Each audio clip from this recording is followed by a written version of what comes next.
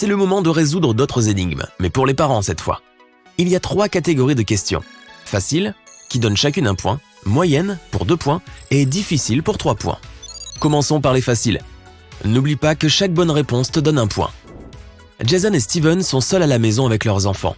Jason téléphone à sa mère et Steven regarde un match à la télévision. Lequel fait preuve de négligence?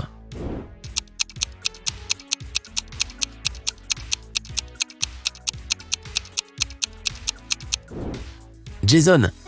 Bien que les 2 bébés puissent tomber par la fenêtre et que les 2 pères doivent les surveiller, celui de Jason est à l'étage le plus haut. Mila et Gregor préparent le dîner pour leurs enfants. Qui est le moins concentré?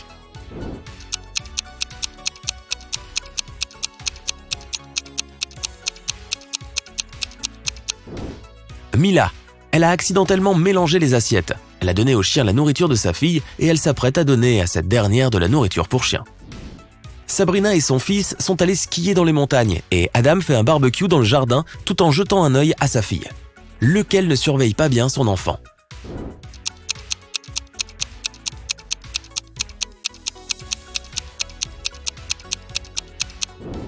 Sabrina. Son fils glisse droit vers une grosse crevasse. Rebecca et Nathalie ont emmené leurs enfants au lac. Les 2 garçons sont sur le point de sauter de la falaise. Mais lequel est en danger?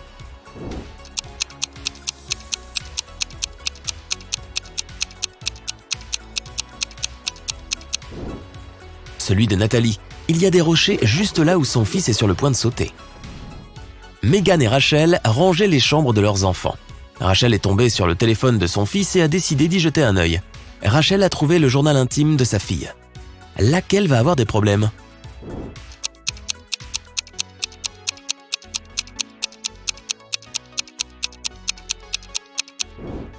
Rachel. C'est mal de fouiller dans les affaires personnelles de son enfant, mais en plus, elle va se faire prendre puisque sa fille est en train d'arriver dans sa chambre. Marie et son fils passent la journée à la plage. Chris et ses enfants regardent la télévision. Qui fait le plus preuve de négligence?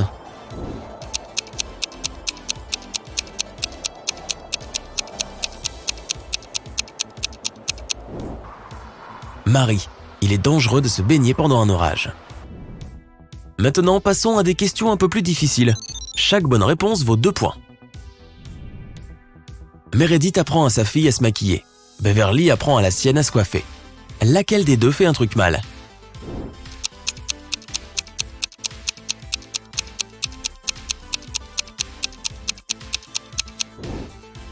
Beverly. Son lisseur n'est pas branché. Nicole et Diana passent du temps avec leurs enfants. Nicole fait la lecture à son fils et Diana regarde des dessins animés avec sa fille. Laquelle n'est pas assez attentive?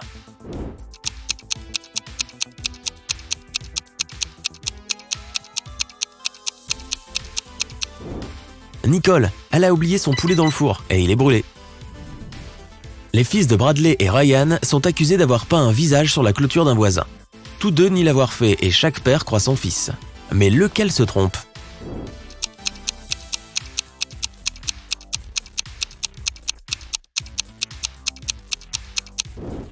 Ryan, son fils a encore de la peinture verte sur les mains.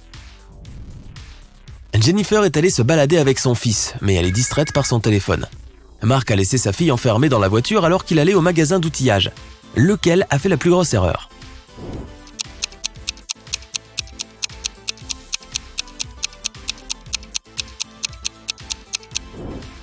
Mark, c'est dangereux de laisser une personne ou un animal enfermé dans une voiture, surtout quand il fait chaud, car la température monte vite dedans et on peut s'y étouffer. Brian apprend à son adolescent à conduire et Nancy cuisine avec sa fille. Lequel des 2 agit mal?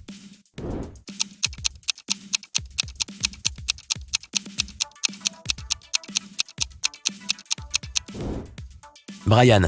La fille de Nancy semble être assez âgée pour couper une pomme, surtout sous surveillance, mais Brian ne peut pas contrôler ce que fait son fils au volant. Martha et son fils sont allés dans la jungle, et elle en profite pour faire des selfies. Peter a emmené son fils camper et il monte la tente pendant que son fils essaie d'allumer un feu. Lequel manque le plus de jugement?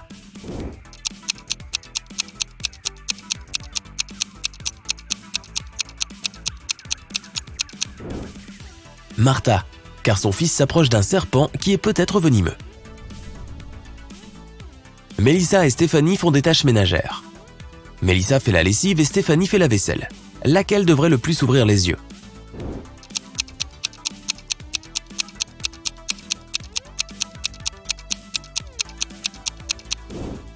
Stéphanie. Sa fille a mis son téléphone portable dans le lave-vaisselle. Les fils de Tiffany et Michael rentrent chez eux après avoir passé la soirée à réviser chez un ami. Aucun des parents ne s'en rend compte, mais l'un des enfants n'a pas beaucoup étudié. Lequel n'a pas bien observé son fils?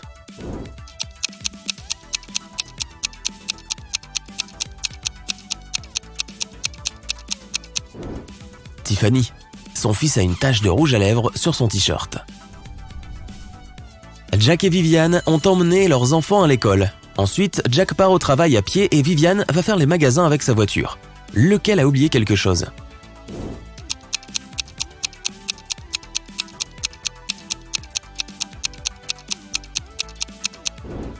Jack.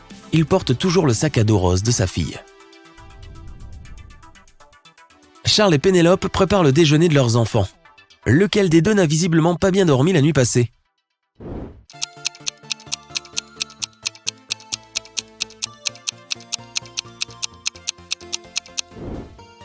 Pénélope. Elle a mis dans le plat une pomme de terre crue, même pas épluchée. Sandra fait du jardinage avec sa fille. Georges regarde son fils nager à la piscine. Lequel est le plus négligent?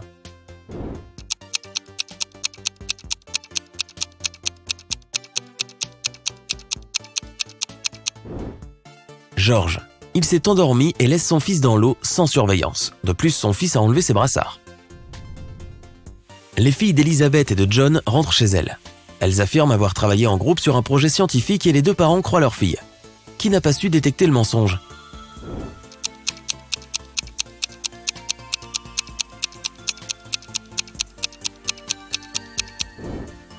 John. Si sa fille porte un pull par cette chaude journée, c'est qu'elle doit cacher quelque chose. Jessica et Aaron ont préparé le dîner pour leur famille. Jessica a préparé une soupe thaïlandaise et Aaron une purée de pommes de terre. Lequel des deux est un mauvais cuisinier?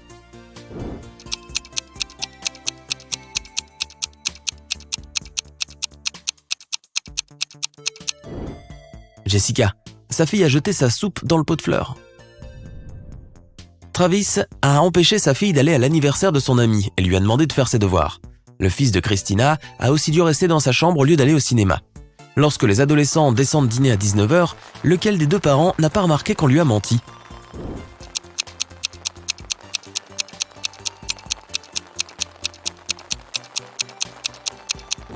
Travis. Il pleut et sa fille a les cheveux mouillés. Cela signifie qu'il était dehors au lieu d'être dans sa chambre. Et passons enfin aux questions les plus difficiles pour 3 points chacune. Dustin prépare le dîner avec sa fille. Joseph tond la pelouse pendant que son fils joue à côté. Lequel n'est pas très malin?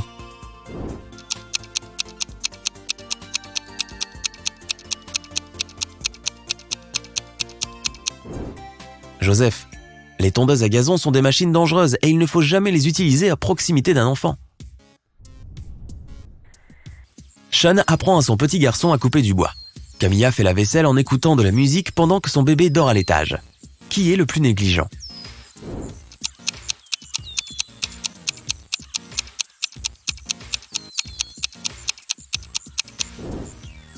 Camilla. À cause de ses écouteurs, elle n'entendra pas si son enfant se réveille et pleure. Brandon et Daniel regardent leurs enfants jouer dans le jardin. Qui n'est pas assez observateur?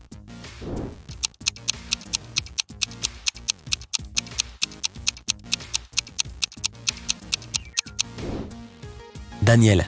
Son fils joue au soleil sans chapeau et il risque d'attraper une insolation. Pamela se prépare pour la rencontre avec le professeur de son fils à midi. William conduit son fils à une fête d'anniversaire. Lequel est le moins attentif?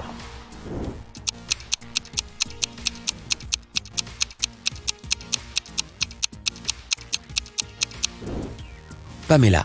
Elle a dû confondre l'heure. Sa réunion était à midi et il est déjà 13h30. Thomas lit le journal tout en surveillant son fils. Molly parle au téléphone pendant que le dîner cuit dans le four. Lequel est le plus tête en l'air?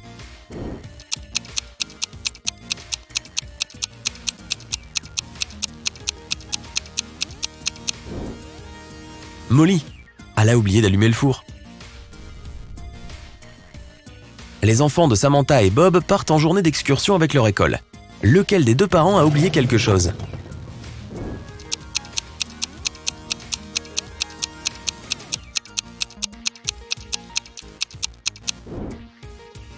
Bob, pourquoi a-t-il le déjeuner de son fils dans la main? Son fils ne pourra pas manger aujourd'hui. Cumule tes points pour vérifier ton score final. Si tu as 25 points ou moins, ton score est inférieur à la moyenne, mais ne t'inquiète pas, regarde nos autres vidéos d'énigmes pour t'entraîner. Si tu as entre 26 et 45 points, tu es pile dans la moyenne, continue comme ça. Si tu as entre 46 et 60 points, tu as un résultat supérieur à la moyenne, ce qui veut dire que tu maîtrises bien les énigmes. Et enfin, si tu as 61 points ou plus, tu es tout simplement un véritable génie. Aaron est détective et il doit travailler incognito dans un hôtel de grand standing. La police soupçonne ses propriétaires d'être impliqués dans des affaires plutôt louches. La tâche d'Aaron consiste à se faufiler dans le bureau du directeur pour vérifier ses documents. Mais la porte est verrouillée et il y a une serrure à combinaison. Aaron doit donc trouver le bon code. Il sait qu'il doit résoudre une énigme de maths et c'est la réponse qui lui donnera le code. Dès qu'il a tapé le code, la porte s'ouvre. Quel était le bon numéro?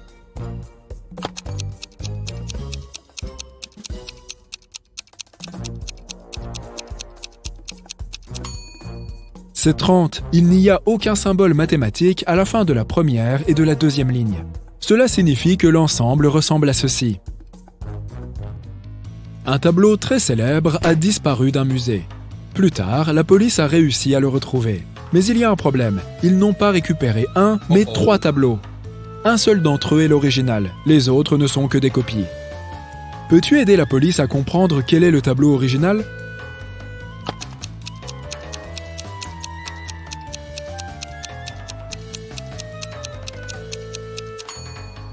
C'est celui avec le cadre marron. Regarde, tous les cadres du musée sont faits dans le même style. À présent, tu as été accepté dans la meilleure des écoles de sorcellerie et de magie. L'un des cours que tu dois suivre porte sur la transformation en animal. Il y a 3 professeurs qui dispensent ce cours. Chacun d'entre eux se spécialise dans la transformation en un certain animal. Regarde tes professeurs et essaye de déterminer en quel type d'animal chacun d'eux se transforme.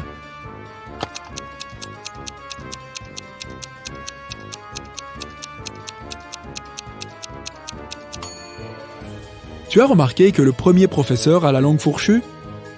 Il doit se transformer en serpent. Le deuxième professeur a une queue de lion. Il doit s'agir de l'animal en lequel elle se transforme. Et le troisième professeur a des griffes d'ours. Il doit probablement se transformer en grizzly. Maria est une princesse ainsi que l'héritière du trône. Un jour, une méchante sorcière attire la jeune fille dans une forêt enchantée. Maria perd son chemin. Heureusement, elle porte un pendentif magique que lui a donné le mage de la cour. « Il t'aidera à retrouver le chemin de la maison si jamais tu te perds », lui a-t-il dit. Maria tapote le pendentif et 3 esprits apparaissent devant elle. Le premier esprit est une chouette, le second est un papillon, et le troisième esprit est un faucon. Hélas, seul l'un d'entre eux connaît le chemin qui la ramènera au château. Et si Maria choisit de suivre le mauvais esprit, elle se retrouvera encore plus loin de chez elle. Peux-tu aider la princesse à choisir le bon animal totem?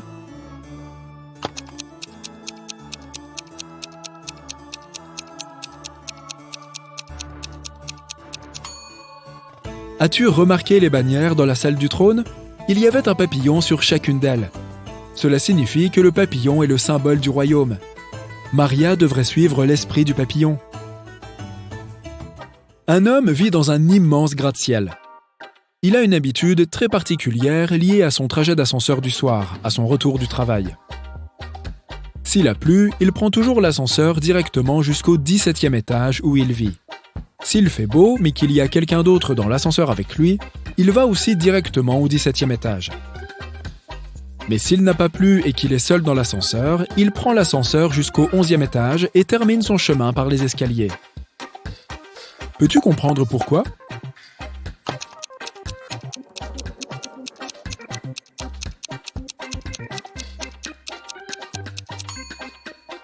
L'homme est très petit, il ne peut atteindre que le bouton du 11e étage. Si quelqu'un d'autre est dans l'ascenseur, il lui demande d'appuyer sur le bouton de son étage. Et quand il pleut, il utilise simplement son parapluie pour appuyer sur le bouton. Johnny, un clown d'anniversaire, trimballe 3 petits lingots d'or. Chacun d'entre eux pèse 1 kg. À force de marcher, il parvient à un pont. Il y a un panneau indiquant que le pont ne peut supporter qu'un maximum de 80 kg. Johnny pèse 78 kg. Johnny lit le panneau et traverse quand même le pont sans encombre avec tout son or. Comment est-ce possible ?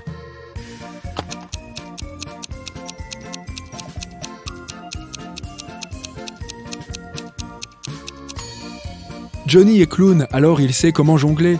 En traversant le pont, il jongle avec l'or, en gardant toujours un lingot dans les airs. Regarde ça! Une voiture a percuté la vitrine d'un restaurant et l'a brisée. L'inspecteur Harris est venu enquêter sur l'affaire. Il y a 2 suspects, Julie et Douglas. Mais chacun d'eux prétend que c'est l'autre personne qui a fait le coup. Peux-tu aider le détective à déterminer qui ment ?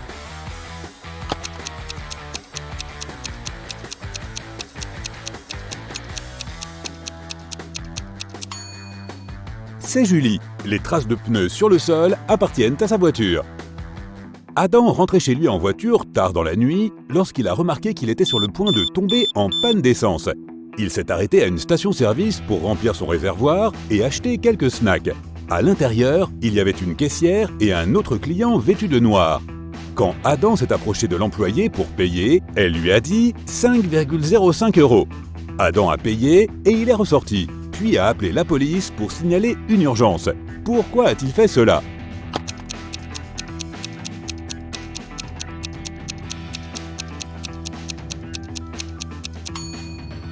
La caisse enregistreuse affichait 18,35 €, mais la caissière a dit 5,05 €, ce qui ressemble beaucoup à un SOS. Le détective Harris marchait dans la rue lorsqu'il a soudain entendu du bruit. Il a décidé de vérifier ce qui se passait. Il s'est avéré qu'un homme avait attrapé le sac d'une vieille dame et s'était enfui avec. Le détective s'est donc précipité dans la direction que les témoins lui ont indiquée. Après avoir tourné au coin de la rue, il a vu 3 portes. Il a frappé à la première, le propriétaire de l'appartement, Patrick, lui a ouvert. Il a dit au détective qu'il revenait d'une longue course. Un autre homme, Jerry, a ouvert la seconde porte, il a dit qu'il jouait au basket derrière sa maison. Le 3e appartement appartenait à Raymond, un musicien. Il venait de terminer la composition d'un nouveau morceau. Après avoir parlé à toutes ces personnes, le détective Harris a compris qui était le criminel. Et toi, l'as-tu compris ?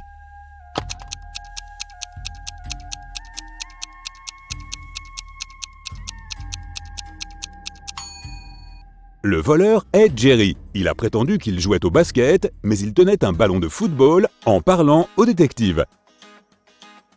Sarah et sa sœur Marie faisaient quelques courses. Lorsqu'elles sont sorties de l'épicerie, Sarah a montré du doigt un jeune homme et s'est exclamée « Regarde, c'est mon neveu là-bas !» Sa sœur a répondu « Oh, c'est vrai, mais ce n'est pas mon neveu. Comment est-ce possible ?»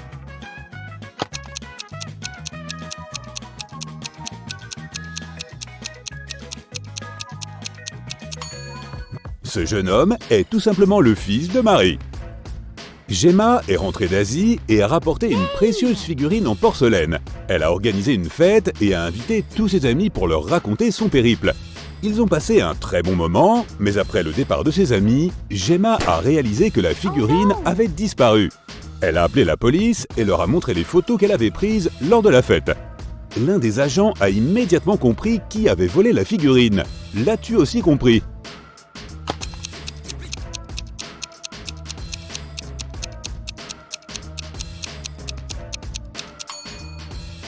C'est cette fille. Elle a caché la figurine sous son chapeau.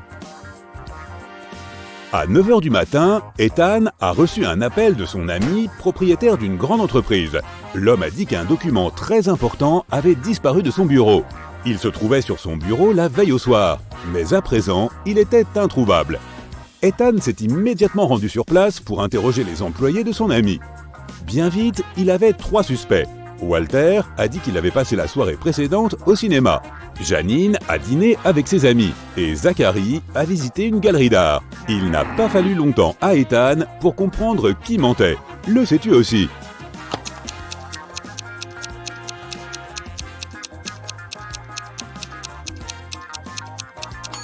c'est Walter. Son ticket n'est pas déchiré. Cela signifie qu'il n'est pas entré dans la salle de cinéma.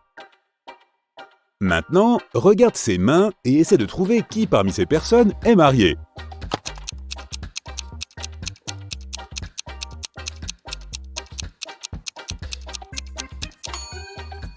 Si tu regardes attentivement la première main, tu te rendras compte qu'elle n'appartient pas à un adulte. Sur la deuxième main, il y a une marque laissée par une bague, mais il n'y a pas d'alliance en soi. Cela doit signifier que la personne n'est plus mariée. Sur la troisième main, il n'y a pas non plus de bague, mais c'est la main droite et nous portons généralement les alliances à la main gauche. Donc, parmi ces trois mains, c'est cette personne qui a les plus grandes chances d'être mariée. Ok, voici un défi pour toi. Regarde ces trois hommes, ils sont à l'aéroport. Lequel de ces hommes est marié ?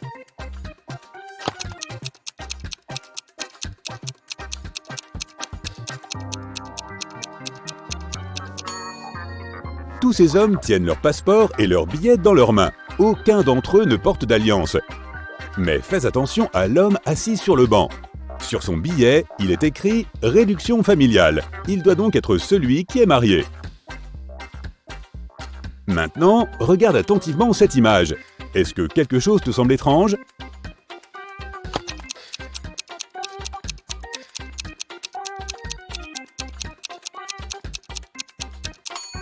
C'est l'hiver, mais des papillons volent autour de ce bonhomme de neige. Maintenant, essaie de trouver ce qui cloche dans cette image.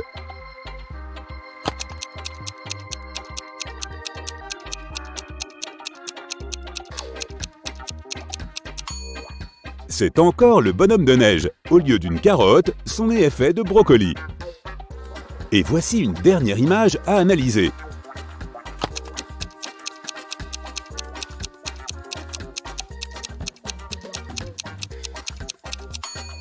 Pourquoi le type à droite a-t-il besoin de bâton de ski s'il va faire du snowboard ? Marcus s'est réveillé dans un sous-sol lugubre avec une seule bougie allumée sur la table. Au mur, il voit 3 portes et 3 clés posées sur la table. Combien de tentatives lui faudra-t-il pour trouver la clé de chaque porte ?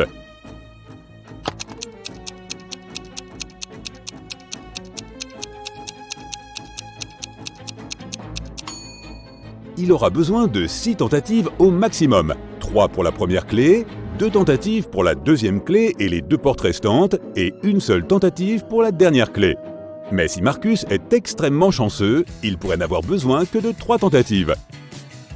La mère d'Alicia a demandé à sa fille de faire quelques courses à l'épicerie. Elle lui a remis une liste de courses ainsi que sa carte bancaire. Mais la femme savait que sa fille était très distraite. C'est pourquoi elle a donné à Alicia un petit mot au cas où elle oublierait le code de la carte. Lorsqu'Alicia est arrivée à la caisse, elle a réalisé qu'elle avait effectivement oublié le code. Alicia a sorti la note de sa poche et s'est immédiatement souvenue du code. Peux-tu deviner ce que c'était si tout ce que la note montrait était une mouche, un chat, un homme et un serpent ?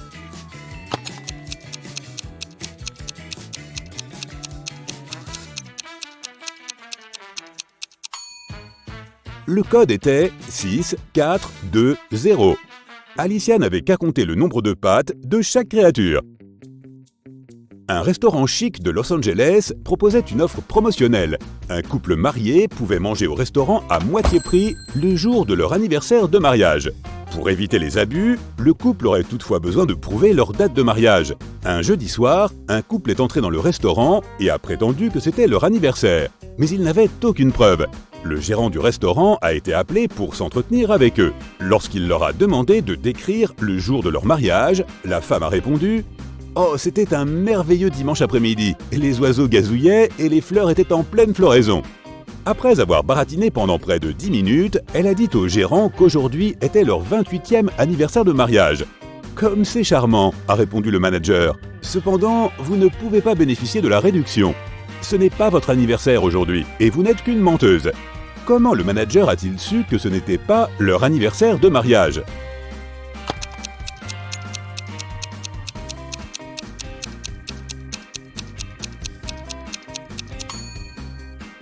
Le calendrier se répète tel quel tous les 28 ans. Donc, s'ils se sont mariés un dimanche, il y a 28 ans, le jour où ils sont venus au restaurant devrait aussi être un dimanche.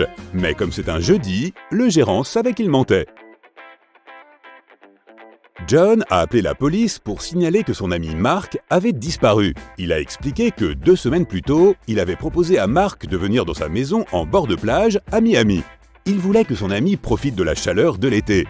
Mais lorsque John est revenu d'un voyage d'affaires de 2 semaines au Chili, il a découvert que Mark avait disparu. La police a écouté l'histoire de John et a compris que l'homme mentait. Comment l'ont-ils compris ?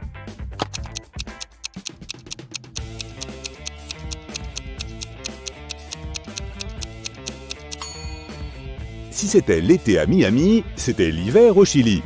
Et pourtant, John est revenu bronzé. Cela signifie qu'il n'était pas vraiment au Chili. Maya était au gymnase à pratiquer l'entraînement que son coach personnel avait préparé pour elle.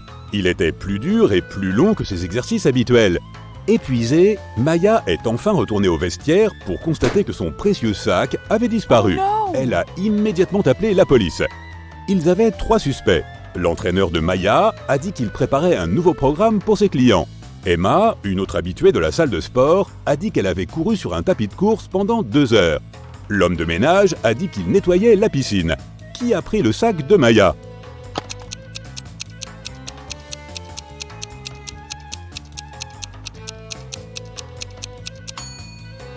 C'est son entraîneur. Il savait que Maya allait avoir une longue séance d'entraînement et qu'elle ne retournerait pas au vestiaire de sitôt. Un roi sage s'est aperçu qu'il était fatigué de tout le travail difficile qu'il devait faire. Alors, il a décidé de trouver quelqu'un qui pourrait le remplacer. Il a donc décidé de lancer un défi et celui qui le relèverait deviendrait le nouveau roi. Celui qui voulait monter sur le trône devait mettre un concombre entier dans une bouteille en verre sans couper le concombre ni endommager la bouteille. Les participants avaient 1 semaine pour le faire. Ce défi semblait impossible à relever, si bien que seules 5 personnes ont décidé d'y participer et il n'y a eu qu'un seul gagnant. Comment a-t-il mis le concombre dans la bouteille ?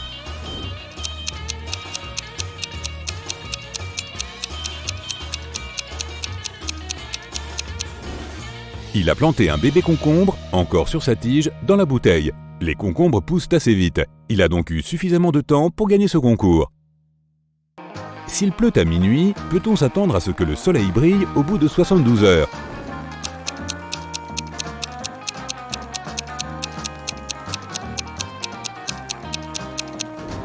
Non, il fera à nouveau nuit dans 72 heures. Tu vois une baignoire remplie d'eau. Tu as une cuillère, une tasse et un seau. Que choisirais-tu pour vider la baignoire ?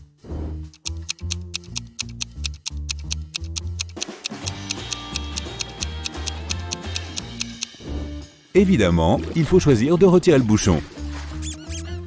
Allison était diplômée en maths à l'université. Ses colocataires ont voulu tester son intelligence. Ils ont pris 3 enveloppes et ont écrit de courts messages dessus. Puis, ils ont mis les réponses aux questions de l'examen d'Allison dans l'une des enveloppes. Seule une enveloppe comportait un message véridique. Les 2 autres étaient des mensonges. Allison n'était pas autorisée à ouvrir les enveloppes et ne pouvait en choisir qu'une. Le premier message était « Il n'y a pas de réponse d'examen ici ».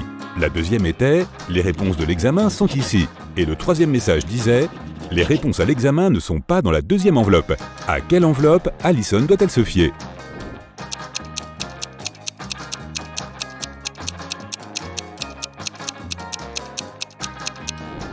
La troisième, elle indique la vérité, ce qui signifie que les réponses aux examens se trouvent dans la première enveloppe.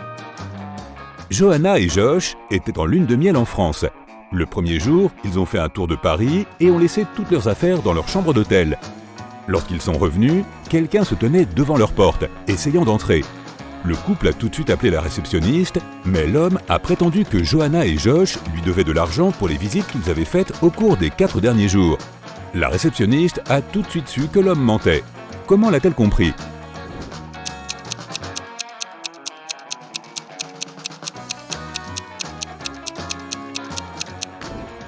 C'était le premier jour du couple à l'hôtel. Russell et Anna étaient en vacances. Un jour, Anna a dit à Russell qu'elle ne pouvait pas aller à la plage avec lui parce qu'elle ne se sentait pas bien. Lorsque Russell est revenu dans la chambre pour prendre son téléphone, Anna était partie. Il l'a trouvée près de la piscine et lui a demandé « Es-tu seule ici ?» Elle a hoché la tête, mais Russell a immédiatement compris qu'elle mentait. Comment ?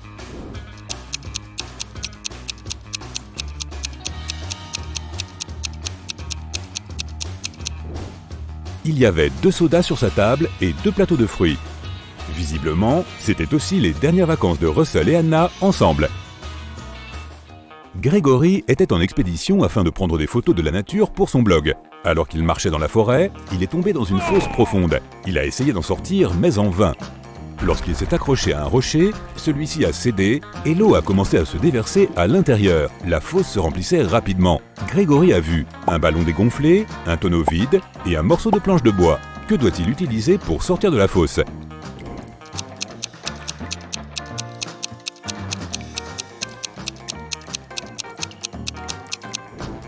Le ballon dégonflé est trop petit et a une fente sur le côté. La planche en bois ne supportera pas son poids. La meilleure option est le baril vide. Il maintiendra Grégory à flot. Paul et Pauline sont partis en lune de miel et ont demandé à leur voisine de s'occuper de leur maison.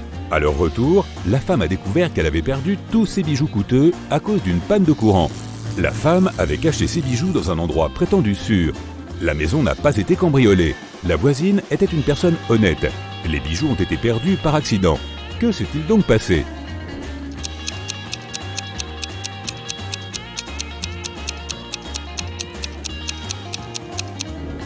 La femme cachait ses bijoux dans le congélateur, dans un sac avec des aliments congelés. Après la panne de courant, tous les aliments se sont gâtés. La voisine au grand cœur a décidé d'aider et a jeté tous les aliments avariés, y compris les bijoux.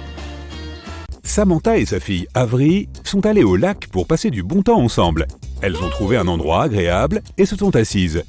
Peu de temps après, Samantha s'est souvenue qu'elle avait laissé son appareil photo dans la voiture et est allée le chercher. Quand elle est revenue, sa fille avait disparu. La femme a appelé la police et celle-ci s'est mise à la recherche de la fille. 3 personnes se trouvaient à proximité et les policiers les ont toutes interrogées. Benjamin a déclaré « Je me promenais dans les environs et j'ai vu une fille assise au bord du lac, mais je ne lui ai rien fait. » Geneviève a dit qu'elle n'avait même pas vu la fille ou sa mère. Et Victoria a dit qu'elle ne les avait pas vus non plus, mais elle avait entendu quelqu'un crier. Qui doivent arrêter les officiers ?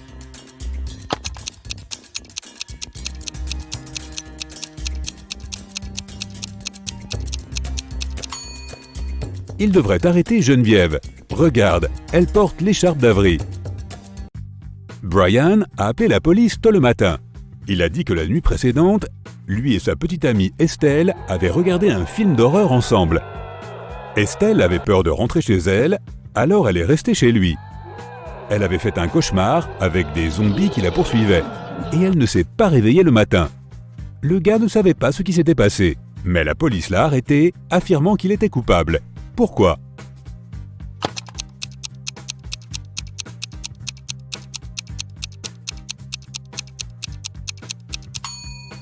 Le type a dit que sa petite amie ne s'était pas réveillée le matin.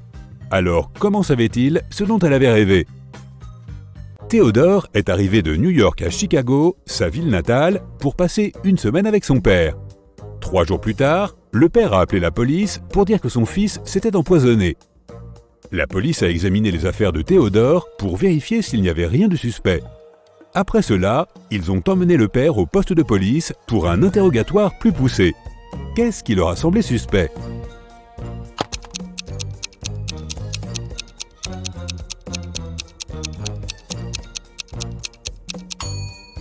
Les agents ont trouvé un billet de retour de Chicago à New York.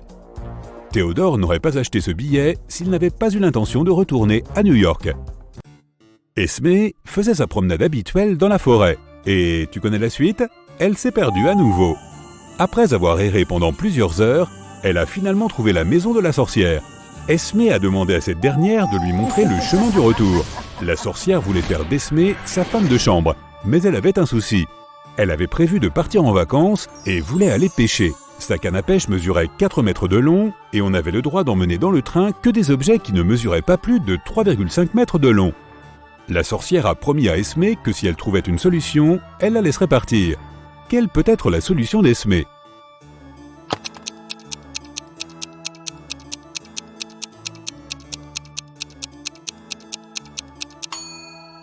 Esmé était très douée en géométrie. Elle a conseillé à la sorcière de mettre la canne dans une boîte de 3,5 par 1,5 mètres. En diagonale, ça correspondrait parfaitement.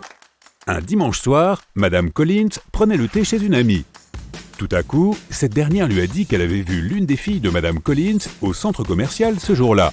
Madame Collins s'est mise en colère parce que toutes ses filles étaient punies.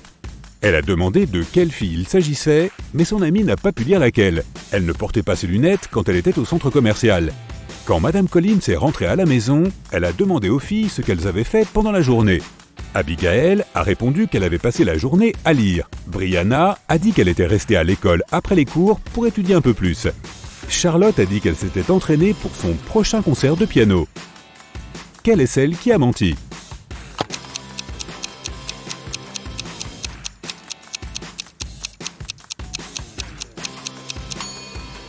Brianna. C'est dimanche, il n'y a pas d'école. Une jeune fille, Camille, a été emmenée à l'hôpital après avoir été empoisonnée. Mais l'examen a montré qu'elle n'avait rien mangé ni bu ce jour-là. Sa sœur Marie a dit qu'elle ne savait rien de l'accident. Ruby, l'amie de Camille, a dit « Nous étions à l'école quand Camille s'est sentie mal ». Le petit ami de Camille, Archie, a dit « Je ne lui ai même pas parlé aujourd'hui ». Comment Camille a-t-elle été empoisonnée et qui l'a fait ?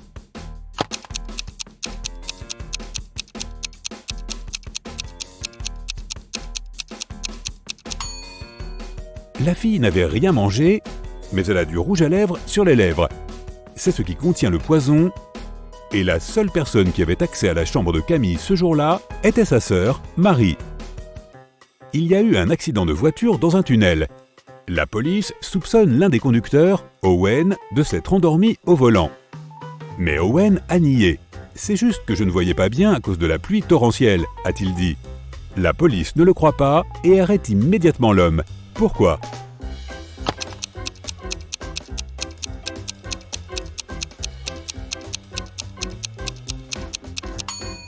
L'accident s'est produit dans un tunnel. Il ne pouvait pas pleuvoir là-dedans. Il y avait quelqu'un dans la ville qui volait des voitures. Chaque fois qu'une voiture disparaissait, son propriétaire recevait un message d'un numéro anonyme. Dans chaque message, il y avait 2 émojis qui n'avaient aucun sens. La police a suivi le numéro et la géolocalisation les a menés à 3 maisons. Ils ont interrogé les propriétaires, M. Murphys, Mme Coleman et M. Woolridge. Peux-tu dire qui est le voleur de voitures ?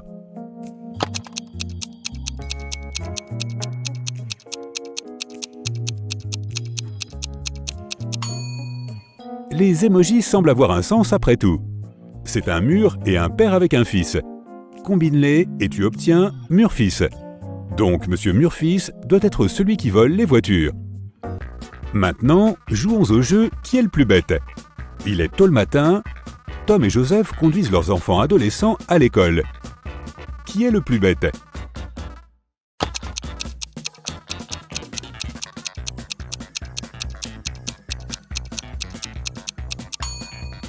Joseph. Son fils n'est pas dans la voiture. Ce père a probablement oublié ce pauvre garçon. Dès que tu fermes les yeux, tu entends un froissement dans les draps juste à côté de toi. Puis, tu sens une main froide sur ton cou. Tu gardes les yeux fermés, tu as bien trop peur de les ouvrir. Mais tu te pinces pour t'assurer que tu ne rêves pas. Les doigts sur ton cou commencent à se fermer très légèrement. Ça suffit, tu sors du lit en courant. Le plus vite possible, tu sors ton téléphone et tu essaies d'enregistrer le truc, mais il n'y a rien, seulement un lit vide. Est-ce que tu dormais ou est-ce que c'était réel ? Tu remarques quelque chose. Ouf, ce n'était qu'un mauvais rêve après tout. Qu'est-ce que tu as vu ? Je te donne 6 secondes.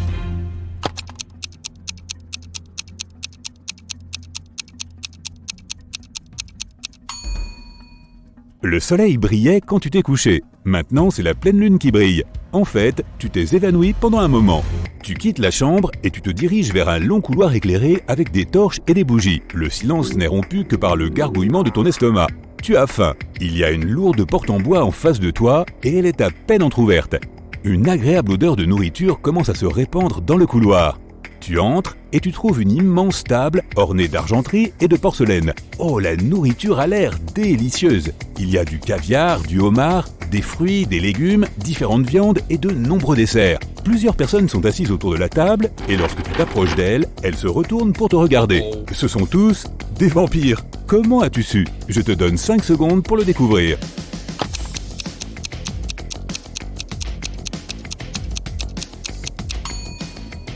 La nourriture sur la table n'a pas été touchée. Les vampires attendaient leur plat principal. Toi, tu cours. Tu te retrouves dans le grand hall, puis tu te précipites dans un couloir sombre. Les vampires te poursuivent en criant. Tu trouves 3 portes au bout du couloir. La première porte a un symbole de feu, la deuxième un symbole de serpent, et la troisième porte dit simplement « Sortie ». Tu essaies de l'ouvrir mais elle est verrouillée. Les vampires se rapprochent. Qu'est-ce que tu vas faire? Tu as 4 secondes avant de devenir de la nourriture pour vampires.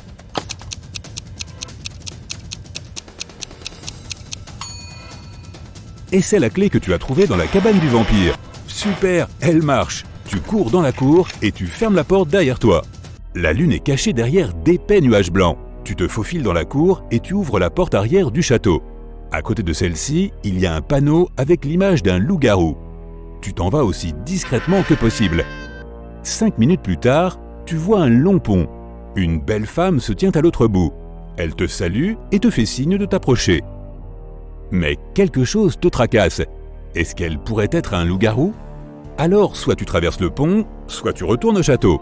Que peux-tu faire pour savoir si elle est vraiment un loup-garou? Tu as 10 secondes pour le faire, bonne chance!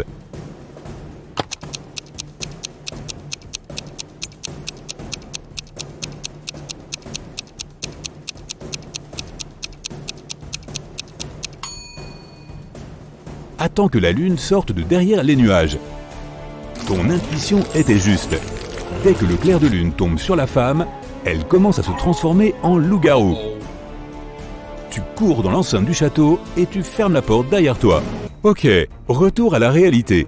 Tu es dans la cour, les vampires sont à l'intérieur du château, un loup-garou t'attend dehors et les zombies approchent. Tu es piégé. Pourquoi es-tu venu dans un château aussi effrayant? Tu sors ton téléphone et tu commences à enregistrer une vidéo d'adieu. Tu remercies tes abonnés pour leurs commentaires, tu admets l'existence de créatures mystiques et tu promets que tu ne remettras plus jamais les pieds dans un endroit pareil, si tu survis. Les zombies se rapprochent et le loup-garou enfonce la porte. Oh, génial! Ta peur est partie et tu réalises que tout ça est une mise en scène. C'est un spectacle. Comment as-tu compris? Regarde à nouveau la vidéo d'adieu et trouve la preuve que tout est faux. Je te donne 10 secondes pour trouver les indices.